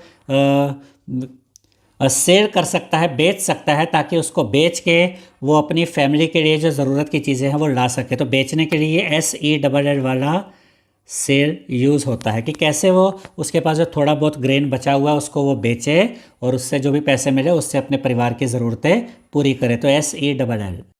अब आगे देखते हैं, without the rains it didn't dash possible to grow another crop this season, यानी कि बिना रेन के, बिना बारिश के तो ऐसा प्रतीत नहीं होता कि इस सीज़न में कोई और क्रॉप उगाई जा सकेगी। तो प्रतीत नहीं होता, प्रतीत यानी ये वाला सेम SEEM। जब आप ये लिखेंगे SEEM सेम, तो इसका मतलब है कि ऐसा प्रतीत नहीं होता, ऐसा लगता नहीं है कि इस सीज़न में बिना बारिश के कोई और फसल उग पाएगी। अब आगे बढ़ते हैं। डिस्पाइट हिज वरीज, उसकी चिंताओं के बावजूद, ही स्माइल्ड, वो मुस्कुराया, knowing that every farmer hopes for the next dash by nature to bring life back to the land, यानी कि वो अपनी परेशानियों के बावजूद भी मुस्कुराया, क्योंकि हर किसान ये जानता है और ये आशा करता है, हर किसान ये आशा करता है for the next rain, RAIN। ये वाला रेन आएगा, बारिश वाला रेन। ये वाला रेन मैंने क्या बताया था, जो शासन करना होता है। तो हर किसान ये आशा करता है कि जो नेक्स्ट रेन आएगी नेचर के द्वारा, उससे जो धरती है, जो ज़मीन है, उसमें वापस से जीवन आ जाएगा। तो यहाँ आया RAIN, बारिश वाला रेन। इसके बाद क्वेश्चन नंबर 3 देखते हैं। Choose the correct meanings from the given options for the underlined words और phrases in the following sentences. अब यहाँ पर आपको कुछ सेंटेंसेस दिए गए और इनमें आपको ये अंडरलाइंड वर्ड्स या अंडरलाइंड फ्रेजेस नज़र आएंगे। इनका सही मीनिंग आपको बताना है और आपको हर पार्ट में ये 3 ऑप्शन भी दिए गए। इनमें से कौन सा ऑप्शन सही है, इनमें से कौन सा इसका सही मीनिंग होगा इस अंडरलाइंड वर्ड का, वो हमें बताना है। तो सबसे पहले जैसे ये अंडरलाइंड वर्ड है मटर्ड, इसको ध्यान में रखिएगा। अब इसको पढ़ते हैं पहले हम फर्स्ट पार्ट को। Being annoyed, she मटर्ड something which nobody heard, यानी कि गुस्से की वजह से वो कुछ धीमी आवाज़ में कुछ बड़बड़ाई, जो कि कोई भी सुन नहीं पाया, वो जो किसी ने भी नहीं सुना। तो यहाँ 3 ऑप्शन है मटर्ड के लिए। सही मीनिंग कौन सा वो हमें चेक करना है। पहला, spoke in a low voice, ये सही ऑप्शन है बिल्कुल। Spoke in a low voice यानी कि मटर्ड का मतलब होता है धीमी आवाज़ में बोलना। सेकंड ऑप्शन और थर्ड ऑप्शन पढ़ रहते हैं फिर भी। सेकंड ऑप्शन स्पोक स्लोली, कि स्पीड में आप स्लोली बोल रहे हैं, वो तो नहीं है, ठीक है। फिर है स्पोक एंग्रली, कि गुस्से में बोल रहे हैं, ये भी इसका सही मतलब नहीं है। मटर्ड का सही मतलब होता है spoke in a low voice, यानी कि धीमी आवाज़ में बोलना। इसीलिए इसको बुड़बुड़ाना भी कहते हैं। इसके बाद सेकंड पार्ट में देखते हैं क्या कहा गया है। At the new work place Riya felt forlorn for a week, यानी कि रिया जब नई जगह पे काम करने गई तो वहाँ पर एक हफ्ते तक वो फॉरलॉर्न मतलब उदास रही, नेग्लेक्टेड रही, कि इससे ज़्यादा मिली जुली नहीं। तो फॉरलॉर्न का जो सही ऑप्शन है, सही मतलब है वो ऑप्शन 3 सैड एंड नेग्लेक्टेड। उदास रहना, नेग्लेक्टेड रहना मतलब कि इससे मिलना जुलना नहीं, क्योंकि जब कोई नई जगह पे जाता है तो एकदम से तो फेमिलियर नहीं हो जाता, तो वही सिचुएशन यहाँ बताई गई है। तो पहला और दूसरा ऑप्शन देख लेते हैं। अपसेट एंड इरिटेटेड ये भी सही नहीं है। सेकंड एंग्री एंड बिटर ये भी सही नहीं है। तो सही ऑप्शन है ऑप्शन 3 सैड एंड नेग्लेक्टेड, जो कि फॉरलॉर्न का सही मतलब है, क्योंकि यही अंडरलाइन वर्ड है ना जिसका मीनिंग यहाँ बताना था। उसके बाद आते हैं थर्ड पार्ट पे। When all his friends had gone, he was at a loss because he did not know what to do. यानी जब उसके सभी दोस्त चले गए तो वो कंफ्यूज हो गया। एट अ लॉस का मतलब क्या होता है? कंफ्यूज। यही अंडरलाइन वर्ड है ना, इसी का मतलब बताना है। तो जब उसके सब दोस्त चले गए तो वो कंफ्यूज हो गया, क्योंकि उसे पता नहीं था कि क्या करना है। तो सही ऑप्शन है ऑप्शन 1 कंफ्यूज। वही हमने यहाँ पर लिखा है कंफ्यूज। सेकंड और थर्ड ऑप्शन क्या है? शॉक्ड ये भी सही नहीं है, लोनली ये भी सही नहीं है। सही ऑप्शन हो गया ऑप्शन 1 कंफ्यूज्ड। इसके बाद आते हैं फोर्थ पार्ट पे। When the little child saw her father, her eyes sparkled.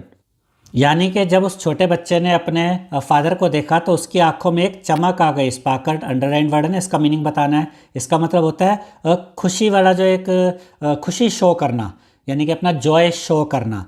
तो यहाँ पर 3 ऑप्शन है। ग्लोड, डिमली ये तो सही नहीं है, और शॉर्ट जॉय बिल्कुल सही है, क्योंकि जब इसकी सेंस अगर आप समझेंगे तो यही कि छोटा बच्चा है, उसने अपने फादर को देखा, उसकी आंखों में चमक आ गई, मतलब उसकी आंखों में एक खुशी नज़र आ रही है। ठीक है, तो सही ऑप्शन है ऑप्शन 2। थर्ड ऑप्शन क्या है? ओपन वाइड, ये भी सही नहीं है। तो सेकंड ऑप्शन ही सही ऑप्शन है, और यही इस वर्ड जो अंडरलाइन वर्ड है स्पार्कल्ड का सही मीनिंग है यहाँ पर।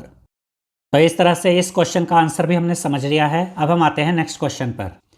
फोर्थ क्वेश्चन में देखिए क्या कहा गया है। Match each word adjective in column 1 with a word noun that collocates in column 2। अब ध्यान से देखिए, कॉलम 1 में हमें जो ये वर्ड्स दिए गए हैं ये है एडजेक्टिव्स, और कॉलम 2 में हमें जो ये वर्ड्स दिए गए हैं ये है नाउन्स। ठीक है, अब हमें इनको एक तो मैच करना है, कि जैसे यहाँ फेवरेबल है तो फेवरेबल के साथ किसकी मैचिंग होगी वो देखना है। ये तो ये काम हो जाएगा। आगे write the adjective noun correct collocation in column 3।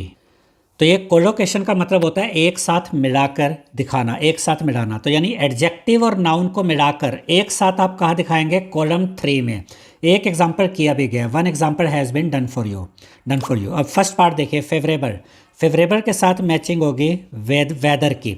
Favourable weather, ठीक है। यहाँ पर फेवरेबल आपका क्या हो गया? ये हो गया एडजेक्टिव, और वेदर आपका क्या हो गया? ये हो गया नाउन। यही बताया गया था ना, कॉलम 1 में एडजेक्टिव्स हैं, यहाँ पर लिखा था ना, और कॉलम 2 में आपके नाउन्स दिए गए। अब इनको मिलाकर जो एडजेक्टिव नाउन कोलोकेशन बना, इनको मिलाकर जो एडजेक्टिव नाउन जो बना वो बना फेवरेबल वेदर। वो हमने यहाँ लिखा फेवरेबल वेदर, मतलब जो अच्छा वेदर होता है, फेवर करता है आपको। ठीक है, अब इसके बाद नेक्स्ट दिया गया रिंकल्ड। रिंकल्ड के साथ मैचिंग होगी स्किन की। रिंकल्ड स्किन यानी कि झुर्रियों वाली स्किन। तो यहाँ पर इनको हम एक साथ लिखेंगे थर्ड कॉलम में, रिंकल्ड स्किन। उसके बाद नेक्स्ट है डिजेक्टेड। डिजेक्टेड का मतलब होता है उदास। डिजेक्टेड के साथ मैचिंग होगी ये सिक्स्थ की, यानी कि एक्सप्रेशन, उदासी वाला एक्सप्रेशन। तो यहाँ पर इसको एक साथ लिखेंगे थर्ड कॉलम में, डिजेक्टेड एक्सप्रेशन, उदासी वाला एक्सप्रेशन। इसके बाद नेक्स्ट है फ्रेग्रेंट। फ्रेग्रेंट मतलब खुशबू से भरा हुआ, सुगंधित। तो इसके साथ जो मैचिंग होगी वो होगी गार्डन। ये फिफ्थ पार्ट जो है गार्डन, फ्रेग्रेंट गार्डन यानी कि खुशबू से भरा हुआ, सुगंधित गार्डन। और यहाँ थर्ड कॉलम में इनको एक साथ लिखेंगे फ्रेग्रेंट गार्डन। नेक्स्ट है सीजलेस यानी कि ना रुकने वाला, निरंतर चलने वाला। तो सीजलेस के साथ मैचिंग होगी ये सेकंड यानी एक्टिविटी की, ना रुकने वाली एक्टिविटी, लगातार चलने वाली एक्टिविटी। तो यहाँ पर इसको एक साथ लिखेंगे थर्ड कॉलम में, सीजलेस एक्टिविटी। इसके बाद नेक्स्ट है बिलव्ड। बिलव्ड को हम एक प्रिय भी कहते हैं, प्यारा भी कहते हैं। तो इसके साथ मैचिंग होगी कंट्री की, यानी कि प्रिय कंट्री, प्यारी कंट्री। तो यहाँ पर इनको एक साथ लिखेंगे कॉलम 3 में, बिलव्ड कंट्री। इसके बाद नेक्स्ट क्वेश्चन में देखिए क्या कहा गया है। Underline the verbs and identify the forms of tenses for the following sentences from the text. यानी इसी चैप्टर से लेकर हमें कुछ यहाँ पर कुछ ये सेंटेंसेस दिए गए हैं। इसमें हमें वर्ब्स को अंडरलाइन करना है और आइडेंटिफाई करना है फॉर्म ऑफ टेंसेस को कि प्रेजेंट सिंपल प्रेजेंट है, प्रेजेंट प्रोग्रेसिव है जिसको प्रेजेंट कॉन्टिन्यूस भी कहते हैं, या प्रेजेंट परफेक्ट है, या जो भी टेंस है वो हमें यहाँ पर देखने हैं। ठीक है, तो पहला पार्ट देखते हैं, पहला sentence. Oh it is hard not to be able to work. ये जैसा कि हमने देखा था ना चैप्टर में, वेरू ने कहा था कि बड़ा मुश्किल है, काम ना करना बड़ा मुश्किल है, क्योंकि वो काम करना चाहता था। तो यहाँ पर देखिए, एक तो ये बी देखिए, बी आपकी हेल्पिंग वर्ब होती है जो ये बताती है कि ये सिंपल प्रेजेंट है। इसके अलावा वर्ब की फर्स्ट फॉर्म यूज़ हुई है, तो यहाँ से भी आपको पता चलता है कि ये सिंपल प्रेजेंट है। तो यहाँ पर हम लिखेंगे सिंपल प्रेजेंट। याद रखिएगा स्टूडेंट्स कि ये जो हेल्पिंग वर्ब्स होती है ना, जैसे इज़, एम, आर, बी भी इसी में आती है, was, were, has, have, had, ये हेल्पिंग वर्ब्स ना हमें टेंसेस बताती हैं कि प्रेजेंट के लिए है, पास्ट के लिए है, फ्यूचर के लिए, ये सब हमें हेल्पिंग वर्ब से पता चलता है। तो ये हेल्पिंग वर्ब्स का भी हमें ध्यान रखना है। उसके अलावा वर्ब की फर्स्ट फॉर्म यूज़ हुई है वर्क, तो इससे भी पता चलता है कि ये सिंपल प्रेजेंट ही है। उसके बाद second, I am too old, तो ये एम आ गया ना, एम से क्या पता चल रही है, एक हेल्पिंग वर्ब है, तो ये बताता है कि ये एक सिंपल प्रेजेंट है। तो यहाँ पर आप क्या लिखेंगे, सिंपल प्रेजेंट। ठीक है, उसके बाद अगले पर आते हैं, थर्ड पे। What are you smiling at Amma, अम्मा तुम किस बात पे मुस्कुरा रही हो। अब यहाँ पर हेल्पिंग वर्ब है आर, ठीक है, आर है, और उसके बाद वर्ब की फर्स्ट फॉर्म और उसमें आईएनजी आ गया। जब इज एम आर होता है और उसके आगे वर्ब की फर्स्ट फॉर्म और आईएनजी होती है, तो इसका मतलब होता है प्रेजेंट कॉन्टिन्यूस, जिसको प्रेजेंट प्रोग्रेसिव भी कहते हैं। तो इसको आप प्रेजेंट कॉन्टिन्यूस भी लिख सकते हैं, प्रेजेंट प्रोग्रेसिव भी लिख सकते हैं। इसके बाद नेक्स्ट देखिए, fourth part, but my son that is what I am talking about. अब यहाँ पर आया, एक तो इज़ आया, उसके अलावा एक और हेल्पिंग वर्ब है एम, और उसके बाद वर्ब की फर्स्ट फॉर्म और आईएनजी। ठीक है, तो इसका मतलब ये भी क्या है, प्रेजेंट कॉन्टिन्यूस। तो यहाँ पर आप प्रेजेंट कॉन्टिन्यूस भी लिख सकते हैं और प्रेजेंट प्रोग्रेसिव भी लिख सकते हैं। उसके बाद नेक्स्ट सेंटेंस देखिए, the earth has worked for years centuries. Has आया, हैज़ हेल्पिंग वर्ब, और साथ में वर्ब की थर्ड फॉर्म आई, वर्क की थर्ड फॉर्म होती है वर्कड। तो जब हैज़ या हैव के साथ थर्ड फॉर्म आ जाए तो समझ जाइए ये प्रेजेंट परफेक्ट है। तो यहाँ पर आप लिखेंगे प्रेजेंट परफेक्ट। अब अगला देखिए, I have worked hard and honestly. अब यहाँ पर देखिए हैव आ गया ना, हेल्पिंग वर्ब हैव है और वर्ब की थर्ड फॉर्म आ गई, इसका मतलब ये भी प्रेजेंट परफेक्ट है। तो यहाँ पर भी आप लिखेंगे प्रेजेंट परफेक्ट। यहाँ पर देखिए बताया भी गया, the forms of tenses in the given statements are simple present tense. First और सेकंड में, फर्स्ट में और सेकंड में सिंपल प्रेजेंट टेंस था, और यहाँ पर आप देख सकते हैं हमने सिंपल प्रेजेंट टेंस ही लिखा है। उसके बाद थर्ड और फोर्थ में बताया गया है प्रेजेंट प्रोग्रेसिव टेंस है, जिसको प्रेजेंट कॉन्टिन्यूस भी कहते हैं। थर्ड और फोर्थ में हमने प्रेजेंट प्रोग्रेसिव यानी प्रेजेंट कॉन्टिन्यूस ही लिखा है। फिर बताया गया कि प्रेजेंट परफेक्ट टेंस है फिफ्थ और सिक्स्थ में। फिफ्थ और सिक्स्थ में आप देख सकते हैं कि हमने प्रेजेंट परफेक्ट ही लिखा है। अब उसके बाद क्या कहा गया देखिए, अभी ये क्वेश्चन खत्म नहीं हुआ है। Now fill in the blanks with the correct form of simple present, present progressive और present perfect tense of the verbs given in brackets. यहाँ पर ये ब्लैंक स्पेसेस को हमें फिल करना है, और हमें यहाँ पर ये correct form of simple present की भी करेक्ट फॉर्म, या प्रेजेंट प्रोग्रेसिव की करेक्ट फॉर्म, या प्रेजेंट परफेक्ट टेंस की करेक्ट फॉर्म यूज़ करनी है। मतलब सही तरीके से हेल्पिंग वर्ब्स और सही तरीके से वर्ब की जो फॉर्म्स होती है फर्स्ट, सेकंड और थर्ड फॉर्म, इसको भी सही तरीके से यूज़ करना है। अब आगे बढ़ने से पहले एक चीज़ मैं आपको बता दूँ, ये जो बी होता है ना, ये बी, इसकी भी तीन प्रेजेंट टेंस की फॉर्म होती है। एक होती है इज़, एक होती है एम और एक होती है आर। ये मैं रिपीट कर रहा हूँ कि ये जो बी होता है इसकी भी प्रेजेंट टेंस में तीन फॉर्म्स होती हैं, इज़, एम, आर। तो आप बी की जगह इज़, एम, आर यूज़ कर सकते हैं। इसको ज़्यादा डिटेल में समझने के लिए आप अपने जो इंग्लिश के टीचर हैं उनसे डिस्कस कर सकते हैं। यहाँ पर बहुत ज़्यादा मैं नहीं समझा पाऊँगा आपको, क्योंकि ये काफ़ी बड़ा कंसेप्ट होता है ग्रामर, तो फिर भी आपको टाइम देना पड़ेगा, तो वो अपने टीचर से भी डिस्कस कर सकते हैं। तो यहाँ देखिए, रवि डैश अ फार्मर, तो रवि बी अ फार्मर तो नहीं लिखेंगे ना, रवि इज़ अ फार्मर।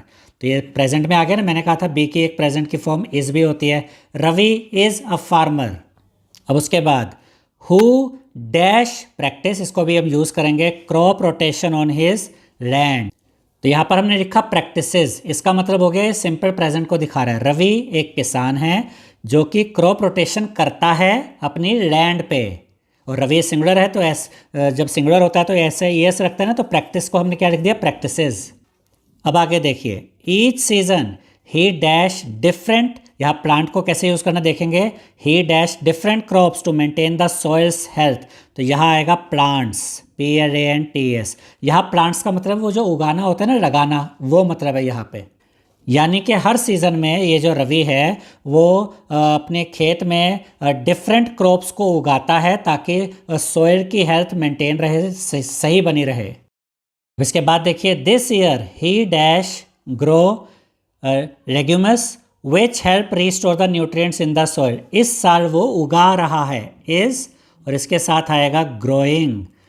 क्या आएगा, ग्रोइंग। तो ये हो गया आपका प्रेजेंट कॉन्टिन्यूस, जिसको प्रेजेंट प्रोग्रेसिव भी कहते हैं। This year he is growing legumes. Legumes plants होते हैं जो आपके ये दाल वाले प्लांट होते हैं ना, जो कि काफ़ी न्यूट्रिएंट से भरे होते हैं। ये मिट्टी में भी न्यूट्रिएंट बनाने में मदद करते हैं।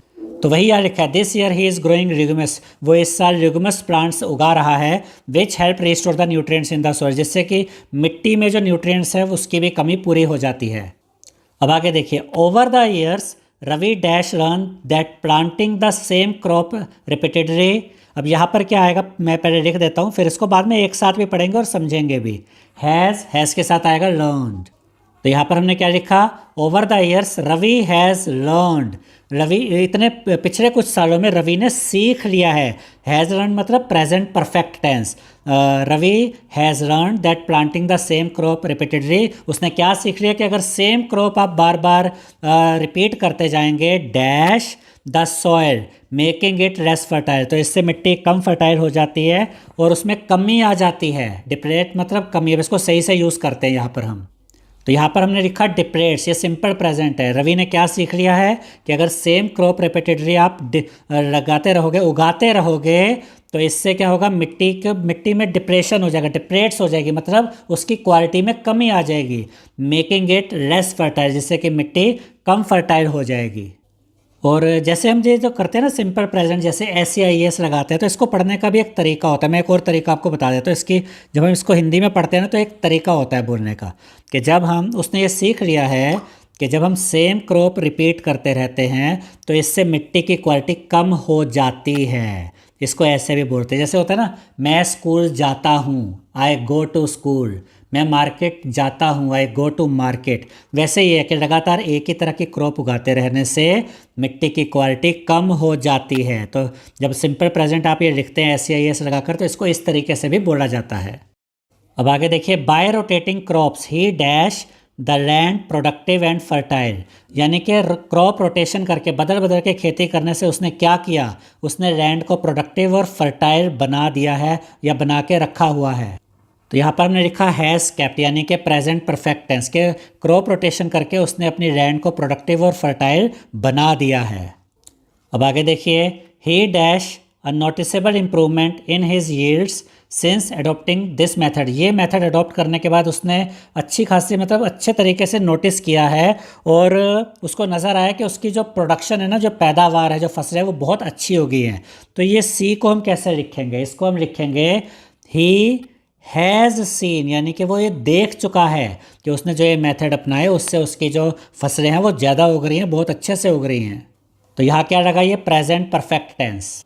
अब आगे देखते हैं, now Ravi dash his knowledge with other farmers. और अब रवि अपनी नॉलेज को दूसरे फार्मर्स के साथ शेयर भी कर रहा है। तो यहाँ पर आएगा, ये प्रेजेंट कॉन्टीन्यूस या प्रेजेंट प्रोग्रेसिव भी कहते हैं इसको, वो आएगा ही इज़ शेयरिंग।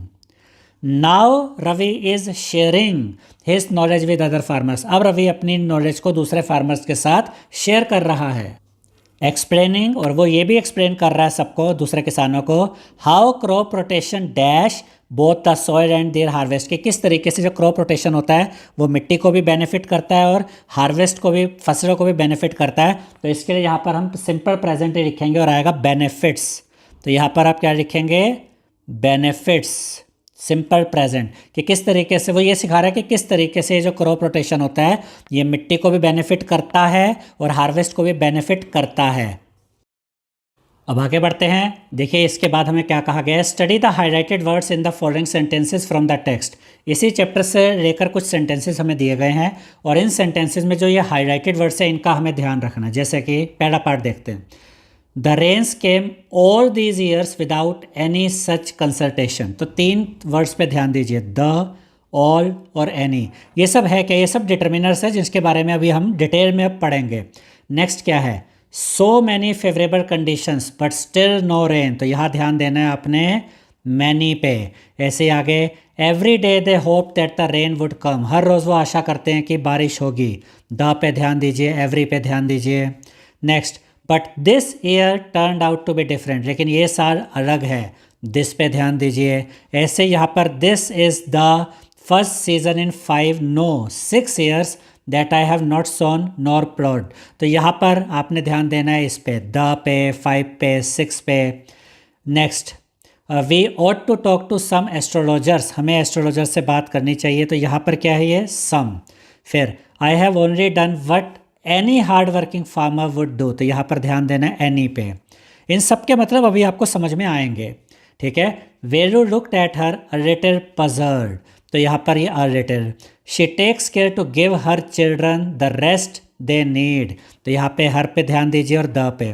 फिर Velu felt a cool breeze on his back. यहाँ हाईलाइटेड वर्ड क्या? अ और हिज। अब इसके बाद देखिए, यहाँ पर हमें डिटर्मिनर्स की पूरी डेफिनेशन बताई गई। जो भी हमने ऊपर हाईलाइटेड वर्ड्स देखे जो कि डिटर्मिनर्स हैं, इनका मतलब क्या है अब हमें समझ में आएगा। द हाईलाइटेड वर्ड्स और phrases that come before a noun but do not describe them are called determiners. यानी कि जो हाईलाइटेड वर्ड्स ऊपर हमने जितने भी देखे जो कि नाउन से पहले आते हैं लेकिन नाउन को डिस्क्राइब नहीं करते, इनको हम कहते हैं डिटर्मिनर्स। अब आप कहेंगे इसका क्या मतलब हुआ कि नाउन को डिस्क्राइब नहीं करते? जो नाउन को डिस्क्राइब करने वाले वर्ड्स होते हैं उनको हम एडजेक्टिव कहते हैं। जैसे मैं एक एग्जांपल ले लेता हूँ, रेड शर्ट।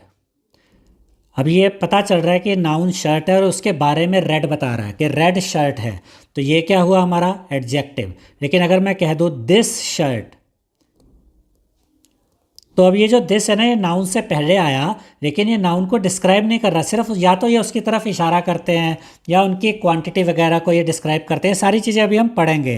तो ये नाउन को डिस्क्राइब नहीं कर रहा ना, जैसा रेड कर रहा था। रेड ने डिस्क्राइब किया कि जो शर्ट है वो रेड है। लेकिन जब हम कहते हैं दिस शर्ट, तो इसका सिंपल मीनिंग है ये शर्ट। तो ये क्या है? ये डिटर्मिनर है। अब डिटर्मिनर में क्या क्या चीज़ें आ जाती हैं वो सब हम यहाँ पर डिटेल में देखेंगे। Let us learn the use of some common determiners. कुछ कॉमन डिटर्मिनर्स को यहाँ देखते हैं। सबसे पहले आते हैं आर्टिकल्स। ये सब अब डिटर्मिनर्स के ही पार्ट हैं। आर्टिकल्स में ए आ जाता है, एन आ जाता है, द आ जाता है। These are use to introduce nouns. ये नाउन्स को इंट्रोड्यूस करने के लिए यूज़ होते हैं। जैसे कि एग्जाम्पल के लिए अ काउ या फिर एन अम्ब्रेला। अब नेक्स्ट देखिए, डेमोन्स्ट्रेटिव डिटर्मिनर्स। डेमोन्स्ट्रेटिव डिटर्मिनर्स में आ जाते हैं दिस, दैट, दिस, दोज, जो किसी की तरफ इशारा करते हैं। These are use to point out specific items. ये इशारा करते हैं किसी स्पेसिफिक आइटम की तरफ। इनको हम कहते हैं demonstrative determiners. This, that, this, those. फिर आ जाते हैं पोजेसिव डिटर्मिनर्स। पोजेसिव डिटर्मिनर्स जिसमें किसी चीज़ के पोसेशन के बारे में पता चले, यानी मेरा, तुम्हारा, आपका, इसका, उसका। जैसे कि my, our, your, his, her, its, their, ones. These indicate ownership और रिलेशनशिप। ये बताते हैं किसी की ओनरशिप या रिलेशनशिप के बारे में कि ये चीज़ मेरी है, ये चीज़ उसकी है, या आपका किसी चीज़ से क्या रिलेशन है। ये पेन मेरा है, तो ऐसे बोलते हैं ना, तो इसमें ओनरशिप या रिलेशनशिप पता चलती है। अब इसके बाद देखिए बताया गया definite numeral determiners. Definite numeral determiners क्या होते हैं? 1, 2, 3। These specify exact quantities. ये एग्जैक्ट क्वांटिटीज़ को दिखाते हैं। अब इसके बाद इनडेफिनेट न्यूमरल डिटर्मिनर्स क्या होते हैं? Some, any, no, all, much, many, few, less, several, little and few. इनको कहते हैं इनडेफिनेट न्यूमरल डिटर्मिनर्स। इनको आगे डिटेल में भी अब बताया गया है। जो सम होता है वो तो यूज़ किया जाता है अफर्मेटिव सेंटेंसेस, सिंपल सेंटेंसेस में। जबकि जो एनी होता है और नो होता है ये यूज़ किया जाता है नेगेटिव सेंटेंसेस में और इंटेरोगेटिव सेंटेंसेस में। और ये आपको एग्जैक्ट वो नहीं बताते क्वांटिटी, मतलब एक अंदाज़ा हो जाता है। इसके बाद आता है all. All refers to the entirety of a group. All मतलब किसी पूरे ग्रुप को, पूरी क्वांटिटी को एक ऑल करके ऐसे बता दिया जाता है। फिर आता है much and many. Much and many denote large quantities of uncountable and countable nouns respectively. यानी जो मच और मैनी होते हैं, मच और मैनी। अब इसमें ये जो मच है ये मच दिखाता है अनकाउंटेबल लार्ज क्वांटिटीज़ को, जिनको गिना नहीं जा सकता ऐसी बड़ी क्वांटिटी। जबकि जो मैनी होता है ना, ये दिखाता है काउंटेबल नाउन्स को जो कि बड़ी क्वांटिटी में होते हैं। इसको ध्यान से समझिए। जब आप मच कहते हैं तो एक बड़ी क्वांटिटी और अनकाउंटेबल भी है, लेकिन जब आप मैनी कहते हैं तो ये इसमें भी बड़ी क्वांटिटी है लेकिन ये काउंटेबल होती है, इसको गिना जा सकता है। तो ये मच और मैनी का डिफरेंस याद रखिएगा। अब फ्यू और लेस के बारे में देखते हैं। Few indicates a small number, less refers to a smaller quantity. यानी जब आप फ्यू कहते हैं तो इसमें स्मॉल नंबर आ जाता है, जबकि जब लेस कहते हैं तो स्मॉलर क्वांटिटी आ जाती है। And several means more than two but not many. जब हम कहते हैं सेवरल तो इसका मतलब दो से तो ज़्यादा है लेकिन बहुत ज़्यादा भी नहीं है। अब इसके बाद little. Little means not much. Little का मतलब होता है बहुत ज़्यादा नहीं है। Few means not many. अब यहाँ पर एक है मच, एक है मैनी। जब हम कहते हैं मच तो इसका मतलब ये काउंटेबल नहीं होता, यानी कि काउंटेबल नहीं है और उसमें भी थोड़ा है। जब हम फ्यू कहते हैं तो वो काउंटेबल में तो आ जाता है लेकिन थोड़े में आता है। दूसरे शब्दों में आप ये भी कह सकते हैं लिटिल अनकाउंटेबल थोड़ी क्वांटिटी के लिए आता है, जबकि जो फ्यू होता है वो काउंटेबल थोड़ी क्वांटिटी के लिए आता है। और जब हम ये यूज़ करते हैं आर लिटिल या फिर a few to convey a positive sense, तो एक पॉजिटिव सेंस में लिखा जाता है। इसके बाद आगे हमें बताया गया डिस्ट्रीब्यूटिव डिटर्मिनर्स के बारे में, जैसे each, every, either, neither. Each refers to individual items और पेपर। जब हम ईच कहते हैं तो बहुत सारे लोगों में से हर एक की बात कर रहे होते हैं। Every refers to all items और पीपल कलेक्टिवली। जब हम एवरी कहते हैं तो हम कलेक्टिवली सबकी एक साथ बात कर रहे होते हैं। जैसे कि फॉर एग्जांपल कि मान लीजिए 10 बच्चों का ग्रुप है, उसमें से हर एक को एप्पल मिलेगा, तो इसमें आपका ईच आ गया, यानी हर एक की इंडिविजुअली बात हो रही है। और एक हम कहते हैं कि सबको एप्पल मिलेगा, तो उसमें हम एवरी यूज़ करेंगे, that everybody will get Apple. अब आइदर को देखिए। Either means one of two options and neither means not one of the two options. Either मतलब दो ऑप्शन है, उनमें से कोई एक हो सकता है। नाइदर मीन्स दोनों में से कोई भी नहीं हो सकता। अब इसके बाद क्या कहा गया, यही मेन क्वेश्चन है। Now fill in the blanks by choosing the correct determiner from those given in the brackets. अब यहाँ पर आपको ये ब्लैंक स्पेसेस फिल करने हैं। हर ब्लैंक स्पेस के साथ दो डिटर्मिनर्स हैं, उनमें से सही डिटर्मिनर आपको यूज़ करना है। अब ये जो डिटर्मिनर्स का यहाँ पे यूज़ है ना, कि ए कहाँ पर आता है, द कहाँ पर आता है, या फिर ईच या दियर या नाइदर या अ फ्यू, और ये किस सेंस में यहाँ लिखे गए। मैं आपको यहाँ पर ये आंसर बता रहा हूँ, लेकिन इनको डिटेल में समझने के लिए आप अपने जो इंग्लिश टीचर है उनके साथ क्लास में डिस्कस कर सकते हैं। तो इसको स्टार्ट करते हैं। इट वॉज डैश ए या एन रेनी आफ्टरनून, तो यहाँ आएगा a. It was a rainy afternoon. मैं थोड़ा सा वैसे हिंट दे देता हूँ आपको एक कि कैसे हमें डिटेल में जाना चाहिए। इसमें जो ए होता है और जो एन होता है, इसके यूज़ में एक फ़र्क ये आ जाता है कि जो आपका ए होता है ना, ये आपका कॉन्सोनेंट्स के साथ आता है, जबकि जो एन होता है ये वोवल्स के साथ आता है। जैसे कि एन अम्ब्रेला, और यहाँ पे रेनी है ना, रेनी तो कॉन्सोनेंट हो गया, वोवल तो नहीं है, तो इसके साथ ए आया। तो जहाँ वोवल होगा उससे पहले एन आता है, और जहाँ पर आपका कॉन्सोनेंट होता है, जैसे कि आर है ना, रेनी ये कॉन्सोनेंट है, इसके पहले ए आएगा। और ए और एन दोनों ही किसको दिखाते हैं, सिंगुलर को भी दिखाते हैं। तो इस तरीके से आपको चीज़ों को समझना होगा। तो यहाँ मैं बहुत ज़्यादा इसको डिटेल में नहीं समझाऊंगा, लेकिन एक हिंट मैंने आपको दे दिया है। इसके बाद एंड और डैश में लिखेंगे the. And the sky was thick with dark clouds. और जो स्काई था वो थिक था और डार्क क्लाउड्स थे उसमें, ठीक है। तो यहाँ पर हमने ये द यहाँ यूज़ किया। माला नोटिस द लार्ज पडल quickly forming in front of her house. यानी कि माला ने देखा कि एक बड़ा सा पडल, जैसे कि देख सकते हैं पानी से भरा हुआ गड्ढा कह सकते हैं, पानी इकट्ठा हो गया, उसके घर के आगे पानी इकट्ठा हो गया। तो हर और दियर में से मैंने क्या लिया, हर। उसका घर, उसके घर के सामने, वो सिंगुलर है ना, तो हर आया। Excited she called for her brother to join her. और उसने एक्साइटेड होकर अपने भाई को भी बुलाया। Knowing that both of them always loved playing in the rain, ठीक है। तो 10 स्पेसिफिक चीज़ों के लिए आता है। तो उसने अपने भाई को भी बुलाया कि वो भी आकर उसके साथ खेले, क्योंकि वो ये जानते थे कि वो दोनों को ही रेन में खेलने में बहुत मज़ा आता है। While jumping from dash. अब यहाँ सम आएगा या वन, तो हमने लिखा one. While jumping from one पडल टू अनदर। पानी के जहाँ पानी अलग अलग जगह पे इकट्ठा हुआ था, तो एक पडल से दूसरे पडल पे जाते हुए। माला spotted a few snails slowly creeping along the wet sidewalk and pointed them out to her brother. माला ने देखा कि कुछ a few लिखेंगे यहाँ पर, कुछ जो स्नेल्स थे वो स्लोली स्लोली रेंगते हुए जा रहे थे, गिरी साइडवॉक मतलब उस गिरे रास्ते से होते हुए जा रहे थे रेंगते हुए, और उसने भाई को भी इशारा करके बताया कि इनको देखो। विद, अब यहाँ पर ईच आएगा या एवरी, तो हमने लिखा ईच लिखा। With each jump the sound of both their squeals and laughter was heard through the soft patter of rain drops. यानी कि उनकी हर जंप के साथ, तो यहाँ ईच आया, यानी कि दोनों इंडिविजुअल की अलग बात हो रही है, उनकी जंप हर दोनों की जंप के साथ, विद ईच जंप, यहाँ इसका ये मतलब हुआ कि हर जंप के साथ the sound of both their squeals, उन दोनों की जो स्क्वील होता है जैसे चीखना चिल्लाना, और उनका जो लाफ्टर था वो सुना जा सकता था। यानी वो कूद भी रहे थे और उनके हर स्टेप पर, उनकी हर जंप पे उनकी स्क्वील्स, उनका लाफ्टर सुना जा सकता था। किसके साथ साथ? रेन ड्रॉप्स की आवाज़ों के साथ साथ उनकी भी आवाज़ें आ रही थी। अब आगे देखते हैं। दो दे वर फुली ड्रेंस्ड, यानी कि हालांकि वो दोनों पूरी तरह से भीग चुके थे। नाइदर सिबलिंग माइंडेड इट, फिर भी दोनों में से किसी ने भी इसको मतलब माइंड नहीं किया, इसकी परवाह नहीं की। It had been a perfect rainy day, ये एक परफेक्ट रेनी डे था। आई होप स्टूडेंट्स आपको हमारा ये वीडियो पसंद आया होगा।